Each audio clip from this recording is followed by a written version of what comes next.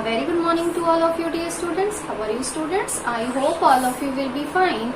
So students, in this chapter today we are going to read about pressure in fluids. In our last class we read about pressure and thrust. What is thrust and what is pressure and SI unit of thrust and pressure. Today we are going to read about pressure in fluids. What do you mean by fluid? Pressure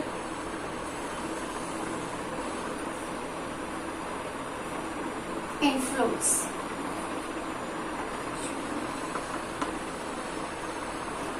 But before starting the pressure in fluids, now let's see what is fluids. Fluids क्या होते हैं, किन substances को हम fluids में include करते हैं. Fluids, those substances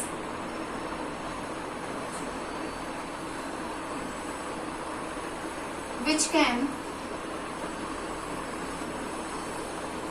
flow easily are called fluids. वो substances जो easily flow कर सकते हैं, जिसमें easily flow हो सकता है, उन substances को हम fluid में रखते हैं. All liquid and gases, liquid and gases. Fluid में कौन कौन से सब्सटेंसेस आएंगे आपके? लिक्विड एंड गैसेस, क्योंकि लिक्विड एंड गैसेस दोनों में ही इजीली फ्लो हो सकता है. फॉर एग्जांपल लिक्विड में अगर हम एग्जांपल देखें, for example liquid, most common example of liquid is water and example for gases, gases के लिए एग्जांपल हो गया आपका air. So what is fluids? Fluids वो सब्सटेंसेस हैं जो सब्सटेंसेस इजीली फ्लो हो सकता है, जिनमें फ्लो होता है. For example liquid and gases. Fluid में कौन से सब्सटेंसेस को इंक्लूड करते हैं हम? Liquid and gases including fluids. Fluids में हम कॉमनली लिक्विड एंड गैसेस को हम कॉमनली फ्लूइड कहते हैं. Example of liquid water and most common example of gases is air. Liquid में वाटर एंड गैसेस भी एयर, ये दोनों ही बहुत ही कॉमन लिक्विड एंड गैसेस के एग्जांपल्स हैं. Now let's C pressure. अब हम बात करते हैं प्रेशर की. एज यू नो दैट जब हम बात करेंगे pressure in solids, pressure in solids, जब हम बात करते हैं प्रेशर इन सॉलिड्स की, so as you know that solids exert a pressure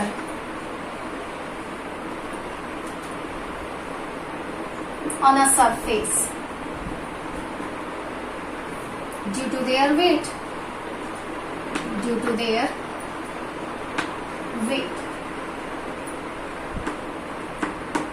कोई भी सॉलिड किसी सरफेस के ऊपर जो प्रेशर अप्लाई करता है, जो प्रेशर एक्सर्ट होता है, that this pressure is because of the weight of the object. उस सॉलिड के वेट की वजह से वो प्रेशर किसी सरफेस पर अप्लाई होता है. And as you know that what is weight. जब हम वेट की बात करते हैं, व्हाट इज वेट? वेट क्या है? Weight is the amount of force. Weight force की वो अमाउंट है जिस फोर्स से कोई ऑब्जेक्ट अर्थ की तरफ अट्रैक्ट हो रही है. द ग्रेविटेशनल फोर्स, वो फोर्स क्या कहलाता है? ग्रेविटेशनल फोर्स कहलाता है. सपोज दैट हम किसी ऑब्जेक्ट को किसी हाइट से रिलीज करते हैं, ड्रॉप करते हैं, वो ऑब्जेक्ट कहाँ जाती है? अर्थ सरफेस पर. Why? Because of the gravitational force. तो जिस ग्रेविटेशनल फोर्स से, जिस फोर्स से कोई ऑब्जेक्ट अर्थ की तरफ अट्रैक्ट हो रही है, the amount of that force is called weight of the object. किसी ऑब्जेक्ट का वेट क्या है? ग्रेविटेशनल फोर्स की वो अमाउंट, जिस फोर्स से वो ऑब्जेक्ट अर्थ की तरफ अट्रैक्ट हो रही है, उस फोर्स की अमाउंट को ही हम उस ऑब्जेक्ट का वेट कहते हैं. सो किसी भी सरफेस के ऊपर अगर कोई सॉलिड प्रेशर अप्लाई कर रहा है, तो this pressure is due to their weight. वो प्रेशर किसकी वजह से अप्लाई हो रहा है? उस ऑब्जेक्ट के वेट की वजह से. या इन अनदर टर्म हम ये कह सकते हैं because of the gravitational force. ठीक है, gravitational force means weight of the object. क्योंकि जिस फोर्स से वो ऑब्जेक्ट अर्थ की तरफ अट्रैक्ट हो रही है, या जिस फोर्स से अर्थ उस ऑब्जेक्ट को अपनी तरफ अट्रैक्ट कर रही है, उस फोर्स की अमाउंट ही उस ऑब्जेक्ट का वेट कहलाती है। अब हम बात करते हैं प्रेशर इन फ्लूइड्स की। जैसा कि हमने कहा, सॉलिड्स जो है किसी भी सरफेस के ऊपर एक प्रेशर अप्लाई करते हैं। सेम एज जब हम फ्लूइड्स की बात करें तो फ्लूइड्स मीन्स लिक्विड और गैसेस भी जिस कंटेनर में उन्हें रखा जाता है, उस कंटेनर में फ्लूइड्स भी प्रेशर अप्लाई करते हैं, even in upward direction. So now let's C pressure in fluids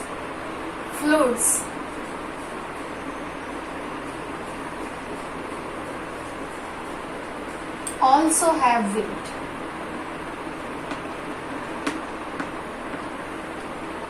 As solids, fluids में भी weight होता है, liquid and gases में भी, and fluids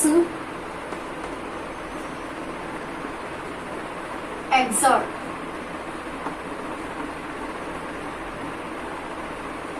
pressure in all direction.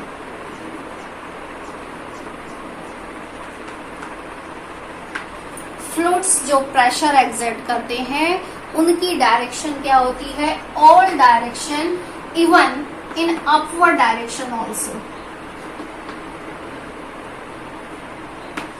Upward direction means fluids किसी सरफेस के ऊपर जो प्रेशर अप्लाई करते हैं वो ऑल डायरेक्शन में होता है। सपोज दैट किसी बीकर में हमने वाटर लिया, उसमें हमने कोई इमर्स किया किसी सब्सटेंस को, किसी ऑब्जेक्ट को। अब उस ऑब्जेक्ट पर बाय वाटर जो प्रेशर अप्लाई होगा वो होगा बाय ऑल डायरेक्शन। उसकी क्या होगी? एवरी डायरेक्शन में उस पे जो फोर्स अप्लाई होगा। अब यहाँ हम बात करते हैं ये जो अपवर्ड डायरेक्शन में लगने वाला फोर्स है, किसी ऑब्जेक्ट के ऊपर जो अपवर्ड डायरेक्शन में फोर्स लग रहा है। हमने कहा किसी भी ऑब्जेक्ट को अगर हम कहीं से ड्रॉप करते हैं किसी हाइट से, तो वो कहाँ जाता है? बिकॉज ऑफ ग्रेविटेशनल फोर्स वो अर्थ की तरफ अट्रैक्ट होता है।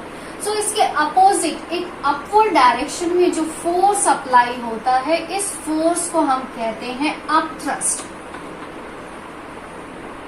हमने रीड किया था थ्रस्ट। सो इस तरह से जो अपवर्ड डायरेक्शन में फोर्स अप्लाई हो रहा है, इस फोर्स को हम कहते हैं अपथ्रस्ट और buoyant force. Buoyant force. Now let's see what is buoyancy और बायोंट फोर्स। अब हम देखते हैं कि बायोंसी क्या कहलाती है, बायोंट फोर्स क्या कहलाता है।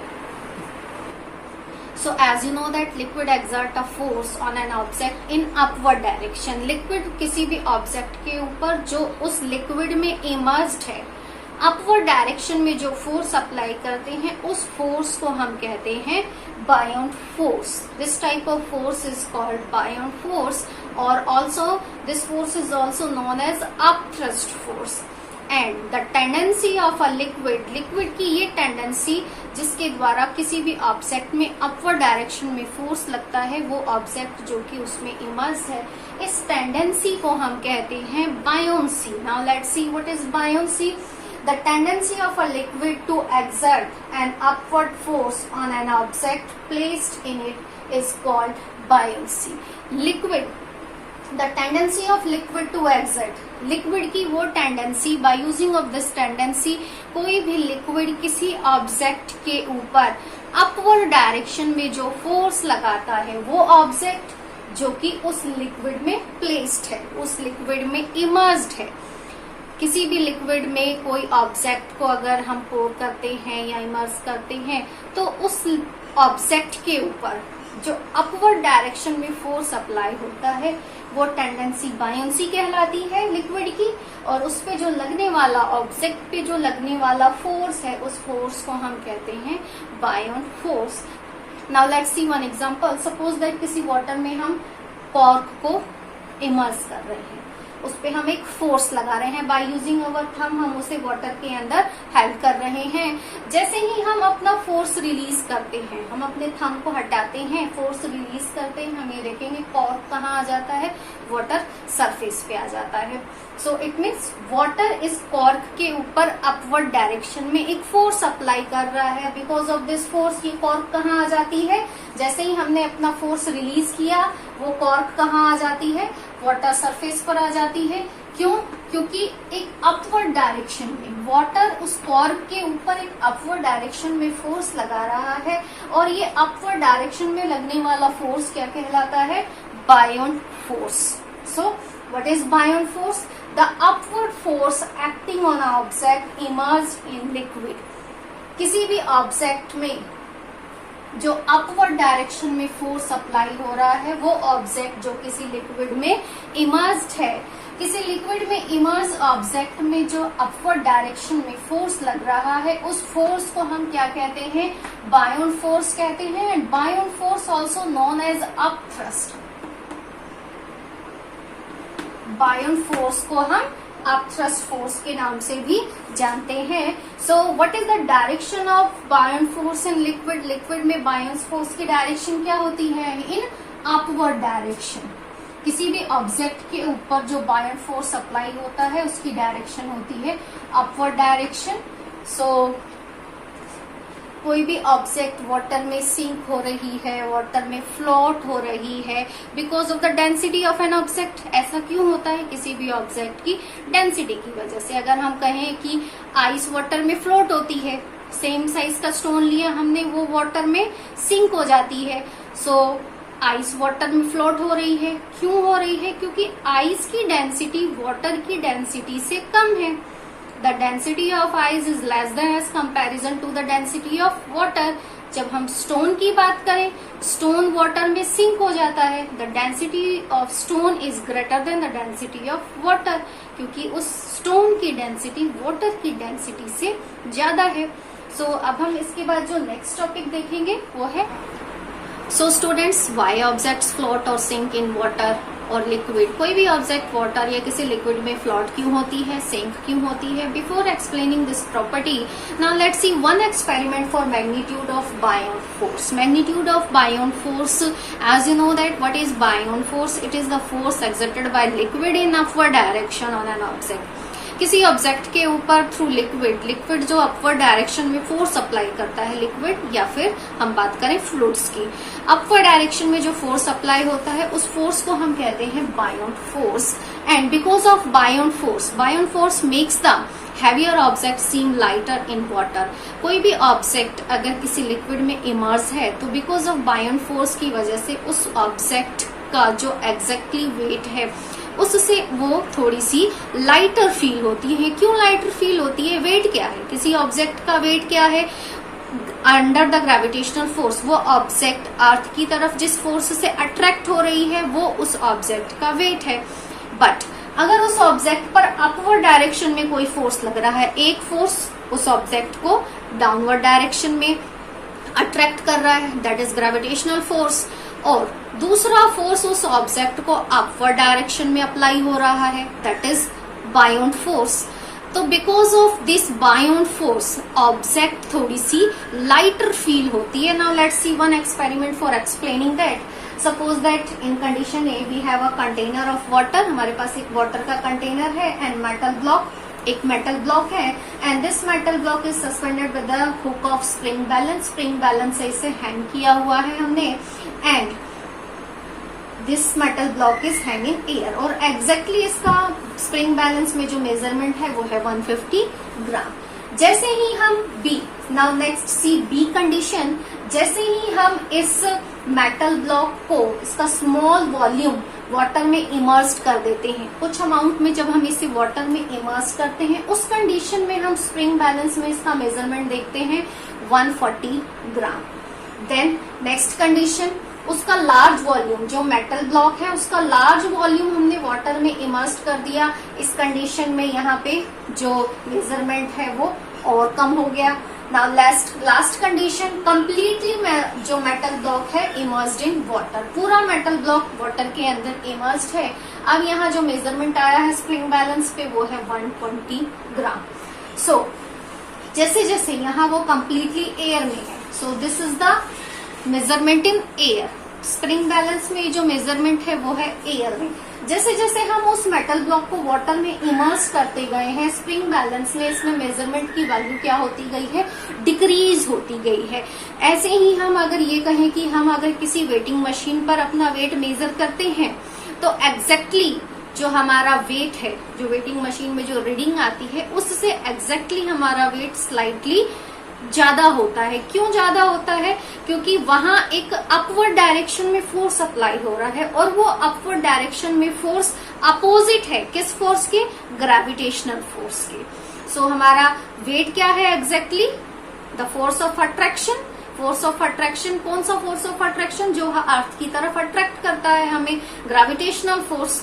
और अपवर्ड फोर्स कौन सा है, बायोन फोर्स। देयरफॉर इस अपवर्ड फोर्स की वजह से किसी भी ऑब्जेक्ट का जो वेट है एग्जैक्टली वेट से वो स्लाइटली लेस नजर आती है, लाइटर नजर आती है, बिकॉज ऑफ बायोन फोर्स।